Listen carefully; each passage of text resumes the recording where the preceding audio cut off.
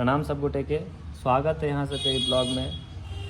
तो आइए हमार बैक वर्कआउट भोर उठे से नींद बेसी लागल रहे। तो बैक वर्कआउट है, ओहिमे 2-3 टा सेट हम अहाँ सबके बताएब, सबटा सेट बताएब, लेकिन धीरे धीरे वीडियो बनते, सब वीडियो में कोनो न कोनो सेट रहबे करते।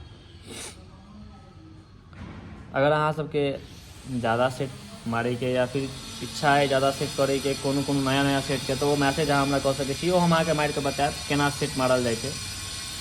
जे भी बॉडी के कोनो भी पार्ट के सेट हो तो वो सेट हम बता सकै छी, सब चीज़ डाइट वगैरह सब किछ टोटल जे भी है।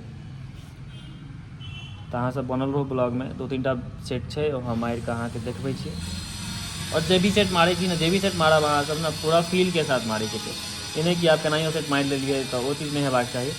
पूरा फील के साथ सेट मारे के, जते फील लेबै ना ओते बॉडी में अहाँके असर करत, से बात होइ छै। तब बनल रहो, हम अहाँके वीडियो देखबै छी। 3 टा सेट बताएब, तीनों